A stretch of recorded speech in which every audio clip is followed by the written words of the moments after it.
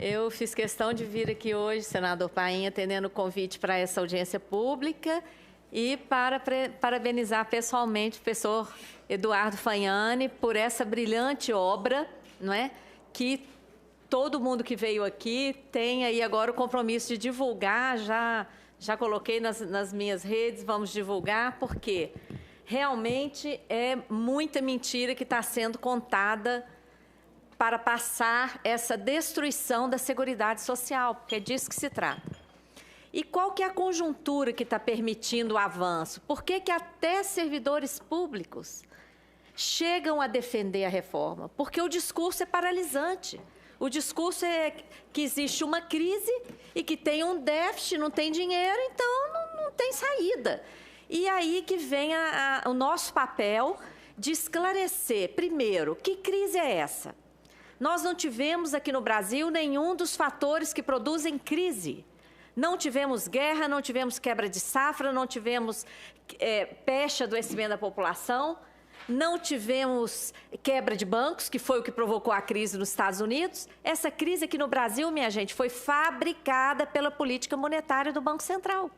O Piketty, no livro dele, disse o seguinte: seria um suicídio o Banco Central não diminuir, não reduzir os juros e não injetar recurso na economia para movimentar a economia. Seria um suicídio. O que o Banco Central fez?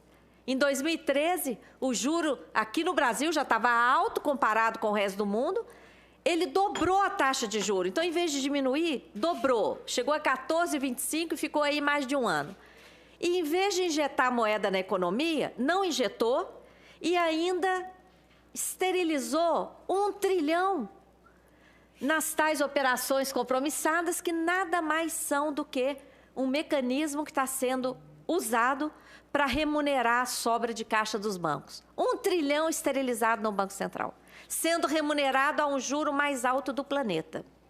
Isso aí, o que aconteceu? Gerou escassez de moeda na economia, porque o dinheiro que estava nos bancos e que deveria ser emprestado para as empresas e pessoas ficou esterilizado no Banco Central.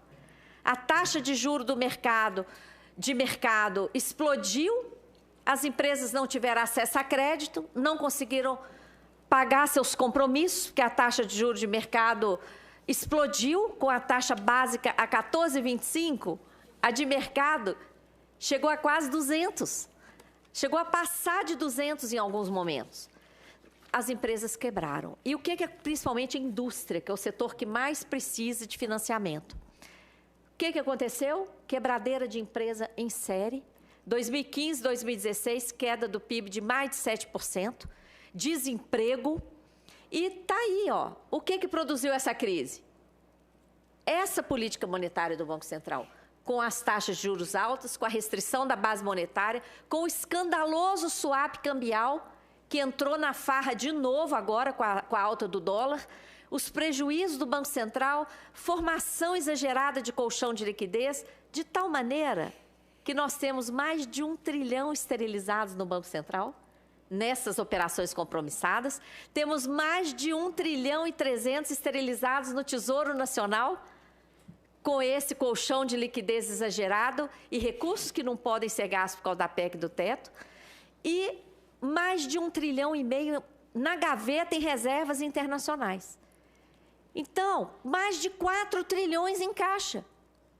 Mas a crise está aí, foi produzida, e a crise tem justificado a PEC do teto, o aumento da DRU, o repasse desse arroxo salarial para os estados com a Lei Complementar 159, a reforma trabalhista, que já passou e está sendo aprofundada aí com essa MP 881, a tributária, não a que defendemos, né? Não a solidária, mas a tributária que vai aprofundar mais ainda injustiças, essa da Previdência também, privatizações estão sendo justificadas com base na crise, o esquema fraudulento da securitização de crédito público, que quer desviar o fluxo da arrecadação tributária, está aí justificado pela crise, e a autonomia do Banco Central também, justificada pela crise. Então, essa crise está sendo muito útil para o avanço das pautas liberais, das pautas que reduzem o papel do Estado,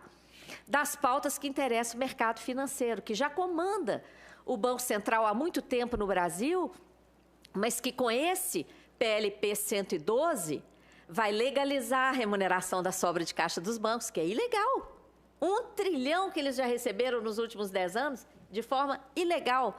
Esse PLP legaliza e ainda por cima coloca o Banco Central acima de tudo e de todos. O Banco Central é que vai fazer suas próprias regras, não vai ficar submetido ao Legislativo, nem ao Executivo. O Executivo não vai poder dar nem sugestão para o Banco Central, que vai ficar acima de tudo e de todos, como é o BIS, né, que em âmbito mundial manda no mundo. Bom, nessa conjuntura de crise fabricada, vem essa lista de propostas de reforma, das quais a Previdência é a primeira. Na exposição de motivos, o Paulo Guedes, banqueiro, que ocupa o Ministério da Economia, admite que tem um nó fiscal no país, mas ele erra feio ao dizer que esse nó fiscal está na Previdência. Não está, nem nunca esteve. Durante décadas, a Previdência inserida na Seguridade Social teve superávites que ultrapassaram 80 bilhões em determinados anos. Teve ano que o superávit, considerando só as contribuições, superou mais de 80 bi. Tá? Então, o nó fiscal não está nem nunca esteve na Previdência. Enquanto a Seguridade Social tinha superávit, enquanto produzimos 1 trilhão de superávit primário durante 20 anos, de 95 até 2015, o déficit sempre esteve no Banco Central. O Banco Central é que sempre produziu o déficit nominal no Brasil. Então, a reforma que nós teríamos que ter é a da política monetária. O governo se fundamenta em argumentos falaciosos. Primeiro, que não é a Previdência que tem feito a dívida crescer. A política monetária do Banco Central é que tem explodido a dívida e produzido a crise. Tem vários links que eu indico ali, porque essas telas depois ficam disponíveis aqui na CDH, ficam disponíveis também na página da Auditoria Cidadã, tem muita leitura que pode ser feita.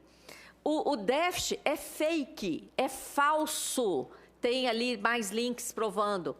Se tem algum privilegiado nesse Brasil, são os bancos, que têm a sua sobra de caixa remunerada, que têm benesses como a dedução do juros sobre capital próprio.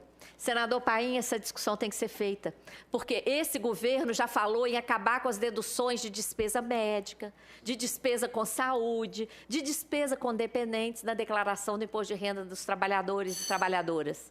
Mas essa daí, dedução de juros sobre capital próprio, é uma despesa que o banco nem gasta, é uma despesa que não é nem incorrida, ela é só calculada. Isso é um absurdo.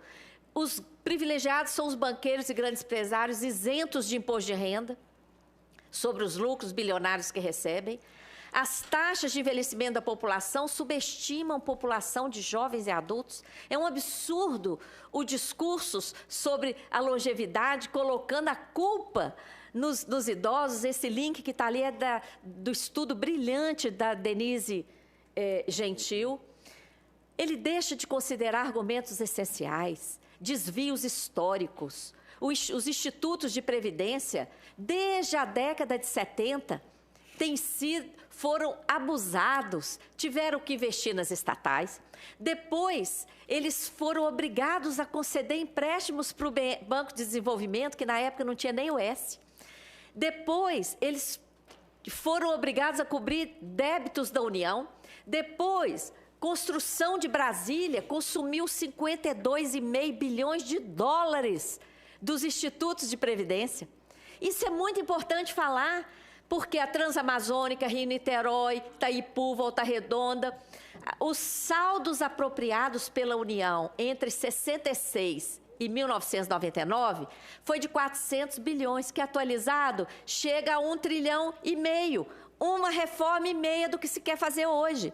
E qual é o ataque hoje à classe trabalhadora? É como se os aposentados de hoje fossem um peso para a nação, como se nós nunca tivéssemos contribuído arduamente, não é? O governo não fez reservas. E agora, de uma hora para outra, fala, o cálculo vai ser atuarial. É o pagamento de hoje é que vai ter que sustentar a aposentadoria de hoje. Ora, se vai ser atuarial, vamos voltar lá atrás, vamos fazer um negócio honesto. Porque o Estado se apropriou das contribuições quando tinha pouca gente aposentada, ele se apropriou e agora, de uma hora para outra, joga a conta para os atuais aposentados. As renúncias fiscais injustificadas, as desonerações, a Anfip atualizou um livro sobre essas desonerações, é um absurdo. E não tem contrapartida alguma nessas desonerações, não tem a compromisso de geração de emprego, é benesse para os ricos, né? E insuficiência de fiscalização e cobrança e uma legislação perdulária. Uma legislação que diz o seguinte, se houver apropriação indébita, se deixar de pagar, basta ir lá pedir um parcelamento e não precisa nem pagar o parcelamento. Já deixa de ser crime. Então, não dá, né? Está totalmente equivocada. Na exposição de motivos, está lá detalhado de onde vai sair o trilhão. Vai sair dos mais pobres. A tabela que está lá na última página da PEC diz isso. E para onde irá o trilhão? Irá alavancar a capitalização. Esse é o objetivo. É o que o Paulo Guedes declarou publicamente. Quem quiser assisti-lo, o link está ali.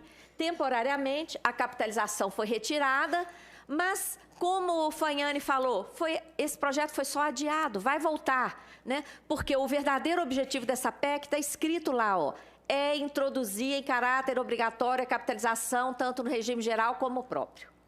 E, para isso, desmonta o modelo de solidariedade, propõe até extinção dos regimes próprios, tá?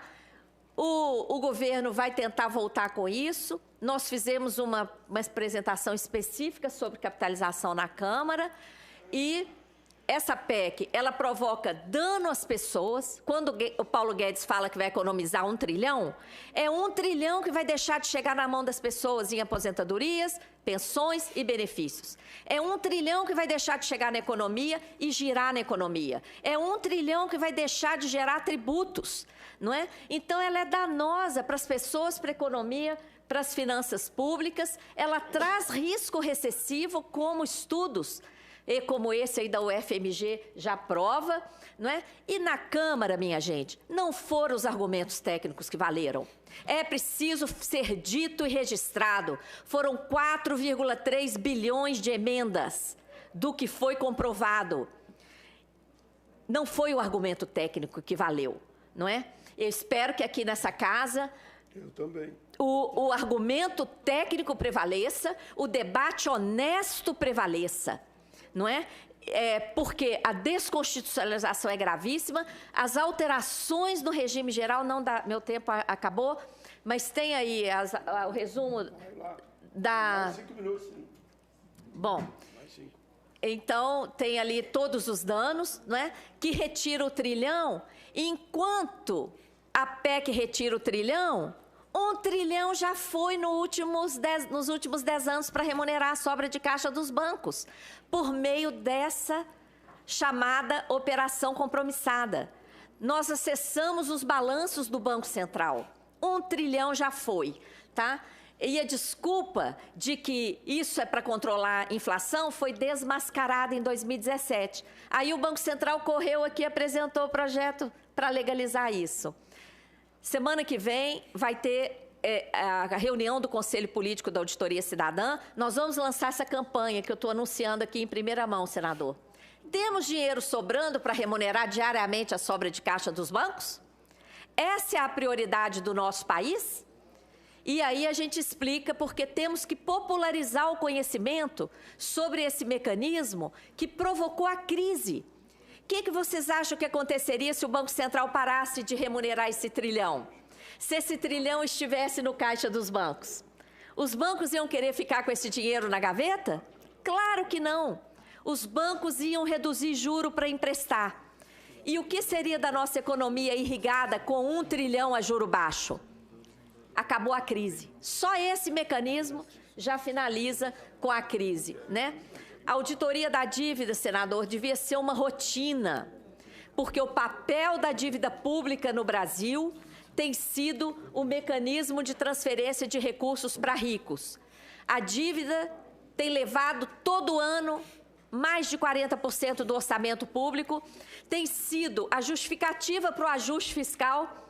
Eu acho engraçado alguns economistas que não admitem discutir a dívida, mas falam o tempo todo do ajuste fiscal. Tem que perguntar para esses economistas, ajuste fiscal para quê? Para cortar na saúde, na educação, nos investimentos em todas as áreas, para sobrar mais para pagar a dívida. É isso, né? A dívida tem sido a justificativa para as privatizações, contra-reformas, etc. A Auditoria Cidadã publica esse orçamento com base em dados oficiais do CIAF. Alguns economistas criticam o fato da gente somar juro com amortização. Por que que a gente soma? Porque dentro da amortização está a grande parte dos juros. Juros estão sendo contabilizados, maquiados de amortização, para burlar o artigo 167, inciso 3 da Constituição, que proíbe pagamento de despesa de capital, despesa corrente com novos títulos. E juros são despesas correntes. Quanto mais pagamos, mais devemos. Esses dados justificam mais ainda a realização da auditoria.